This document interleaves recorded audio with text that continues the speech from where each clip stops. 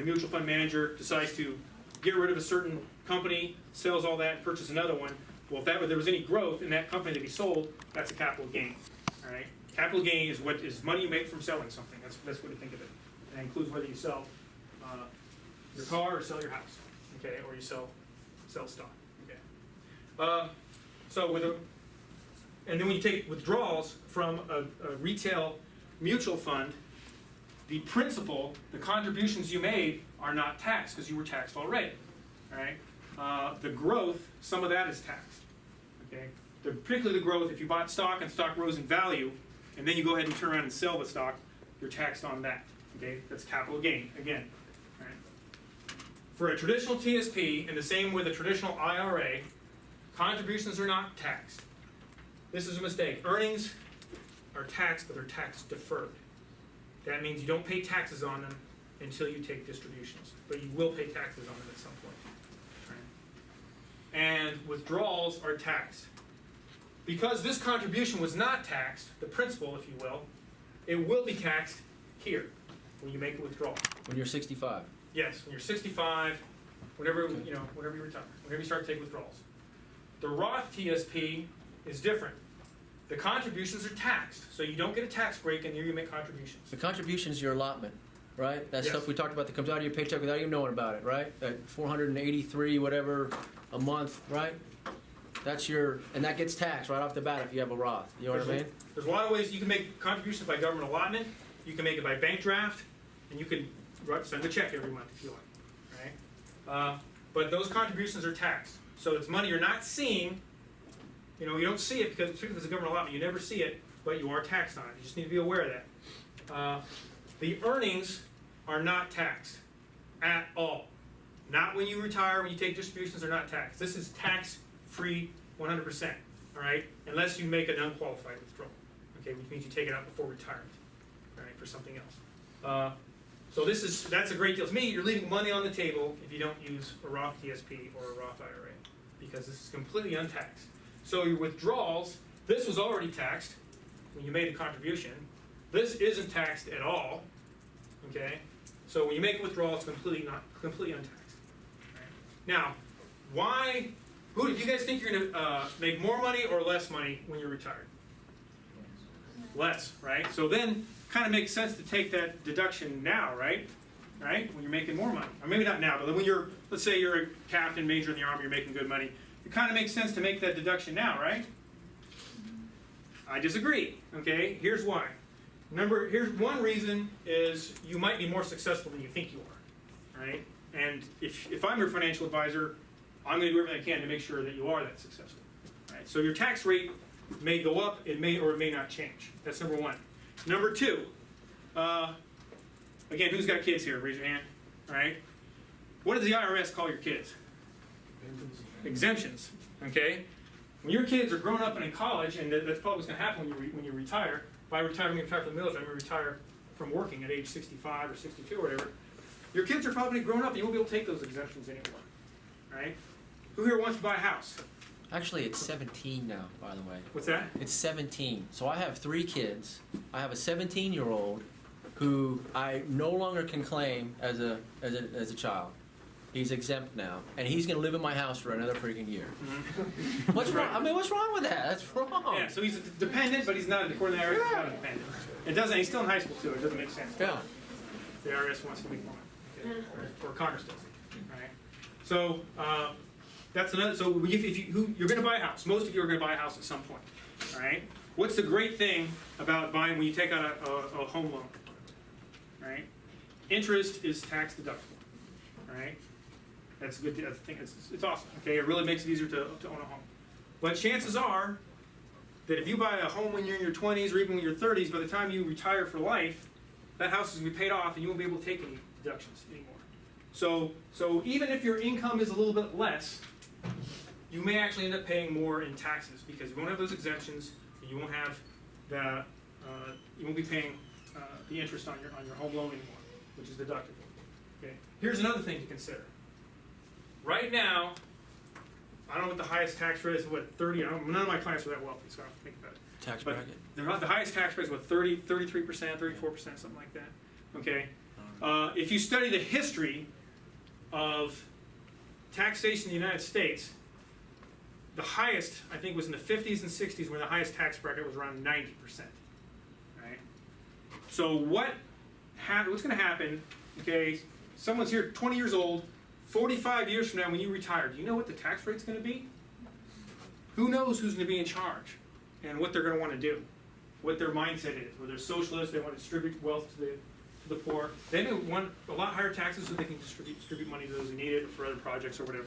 All right? And if that happens, you're going to be really happy that you chose this instead of that. Okay, if you're paying 90%.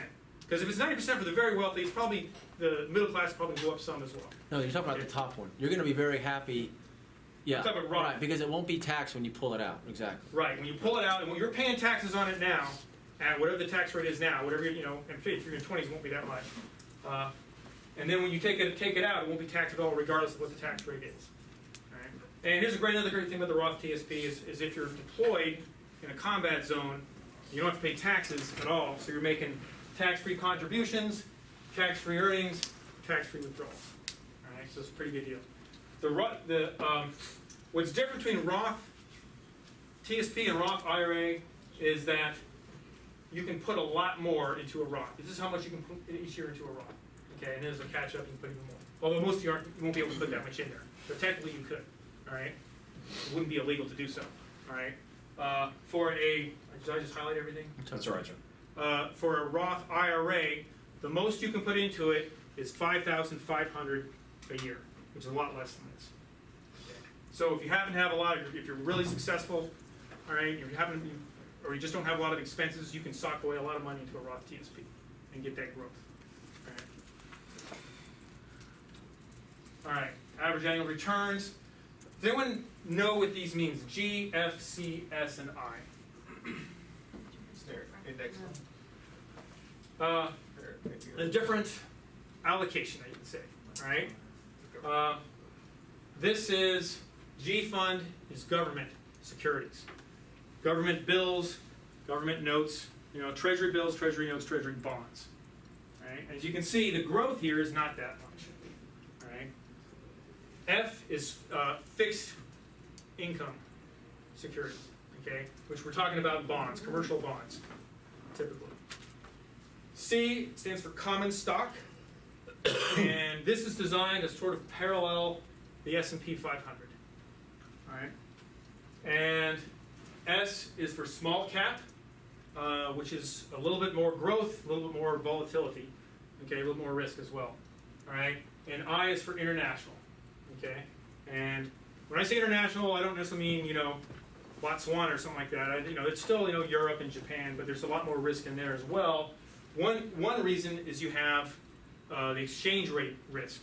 Okay, that country may be doing great, but the exchange rate is such between the U.S. dollar and the dollar of let's say Japan or something like that. Or the euro. Or the euro. If the euro goes down, I mean that company itself may be doing really well in Europe, but the value of the euro goes down, you could lose money or not make as much as you could be making. So there's additional risk in there. All right. So that's what these mean. Okay. Now, if you sign up for TSP and you don't give them any indication of what you want, or you don't know what you want, and you leave that blank, this is where you're going to be put into.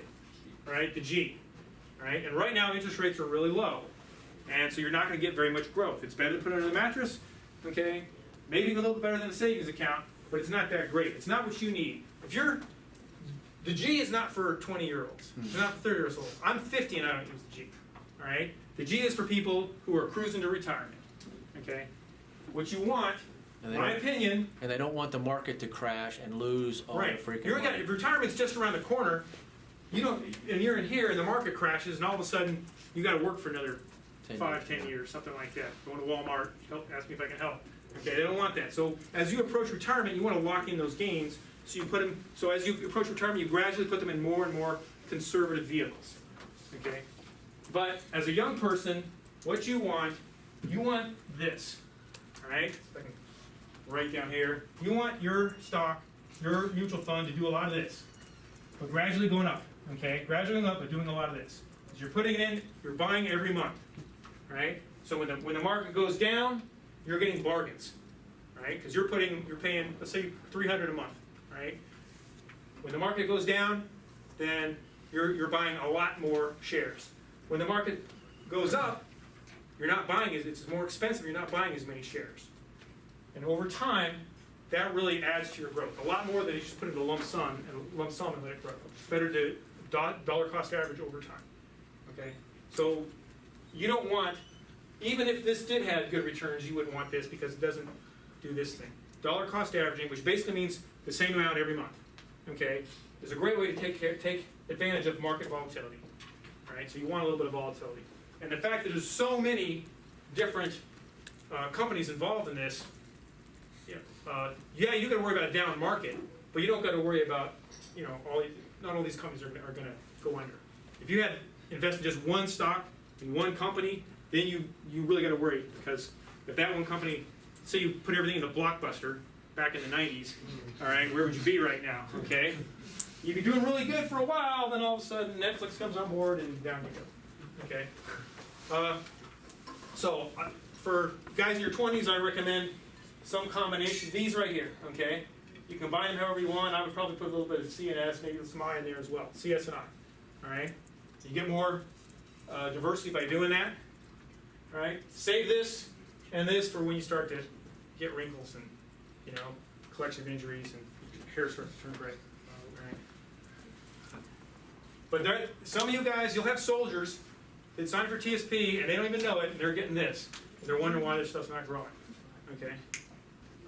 The reason that you put them in there is because if they put a young soldier in CS&I and the market dipped, there would be a lot of complaints, okay, because they don't know how the market works. Right? This is just to let you know, undisciplined investing, your average investor's return, they can get returns a little bit, right? The S&P 500, all right? So, go ahead, 5 minutes? Okay, I'm going to start wrapping this up.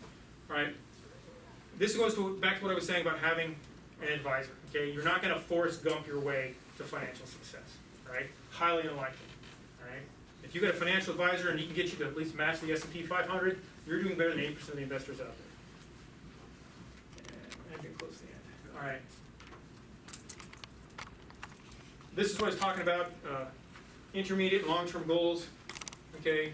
So accumulating and managing wealth, you got education, major purchase or event. Education is an intermediate goal. This is a short-term goal. Career transition, a long-term goal for when you retire from, when you leave the military, and starting a business. Right? These are things we want to accumulate and manage your wealth to accomplish these goals.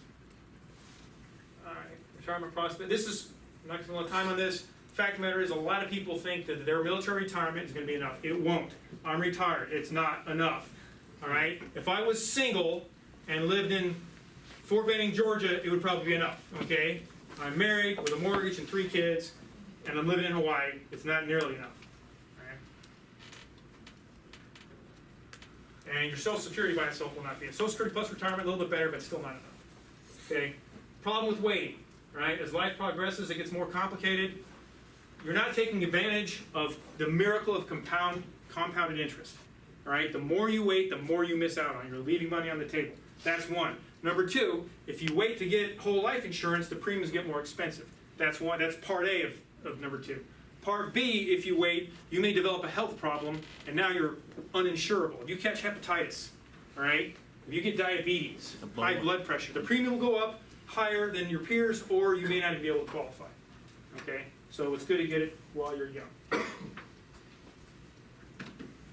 Okay, another way to look at it, this guy's got a financial planner, he's disciplined. This guy's just fiddle farting through life. Oh, I make enough, military retirement will take care of me. I'll get SGLI till I die, he just doesn't know. Right. Okay, just some general points. Financial plan by itself is not enough. You've got to execute it right. You've got to stay on top of it. You've got to manage it. You don't just have your first plan and then just fire and forget. It's not a fire and forget. Okay. You have an advisor. You should see him about once a year. Okay. If you're not doing a face-to-face with your advisor at least once a year, you should consider getting another advisor. Okay. Obviously, if you're deployed, that may change things. But if you're stateside, okay, if you're anywhere in the continental U.S. or Hawaii or Alaska, you should be able to see him at least once a year. Okay. All right. So yeah, who wants all that muscle tension? You should get a financial advisor. Right? And again, I talked about waiting. So these are the excuses people make. Stop making excuses to yourself. Granted, you're a college student right now. You simply may not have the money. You're investing in yourself, you know, if you're by paying for your college education. But as soon as you start receiving commission, you start receiving a salary, you really, really need to look at this. You should have a plan now for when that happens.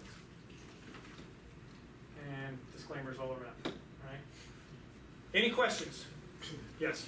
Sir, can you help me visualize and help me understand better what it looks like and what it means to consolidate a loan, because I do have student loans and I Okay. want to pay it next Sure. Do you know what the interest rate on your student loans are? No. Okay, well, let's say, I can tell you, Well, that's a bad start, Okay. but I know there is interest. for most of my, About 6%, about. okay, that's not too bad, okay? That's not too bad, all right?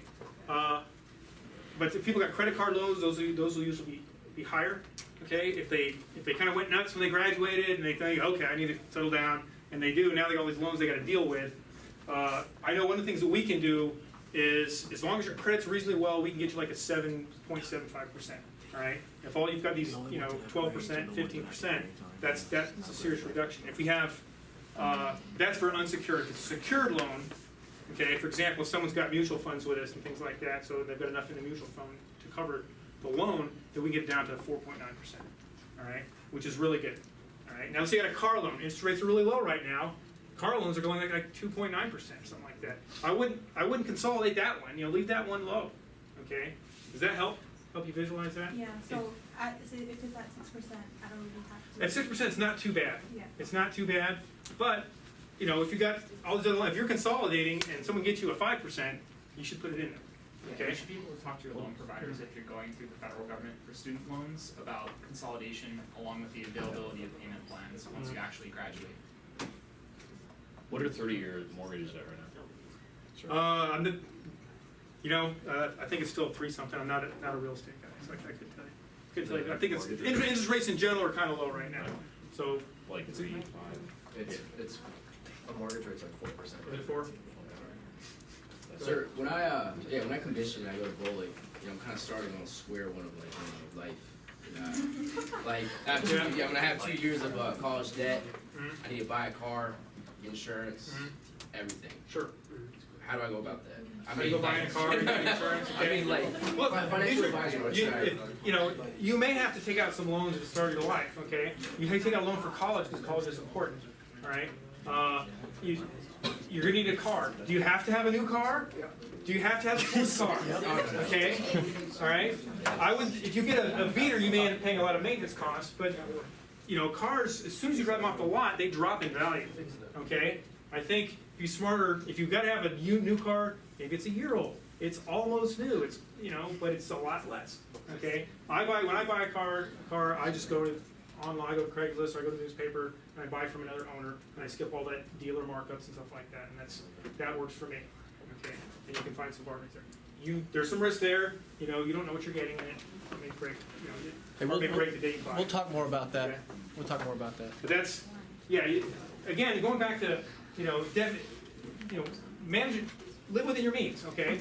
If you want a sports car, but shouldn't you wait? That's for people who have a lot of money, not people who think they're gonna have a lot of money, okay? If you think you're gonna have a lot of money, and right now, you guys don't know what a lot of money is. That's why some people's got outrageous student loans, okay? You don't know what a lot of money is at this point in life. Until you start making a paycheck and paying taxes, then you get an idea for what a lot of money is, all right? When I was a kid, talked to my son, he's 12 years old, $100 is a lot of money, to him. To me, it's, it's not, okay? And to you guys, it might be a lot, because that's, night at the club or something like that, okay? But food for a month, if you like ramen noodles, all right? So, I would encourage you to try and get as many bargains. Don't always go for the, I understand you're a young man, you want a sports car. I got it. See if you can, don't get a brand new sports car. Get a used Camaro or something like that, not the brand new Maserati, all right?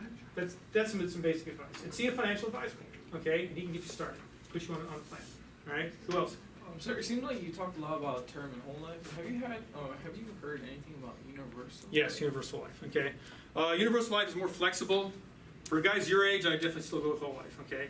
I use universal life as an advisor if I got someone who's older and there's the insurance they need and the premiums they can afford, they just don't match up whatsoever, all right? But there's a cost there, and I just did a plan for somebody and got him on universal life, so he's gonna have a decent death benefit at a lower premium, but the cost is there's no cash value. So he'll have that till he dies, it's no term, but if he ever reaches a point where I don't need anymore, well, if he cancels that, then he loses everything he's paid into it, all right? But there's other things you can do, it's more flexible, all right? It's kind of hard to explain, it's really complicated, right?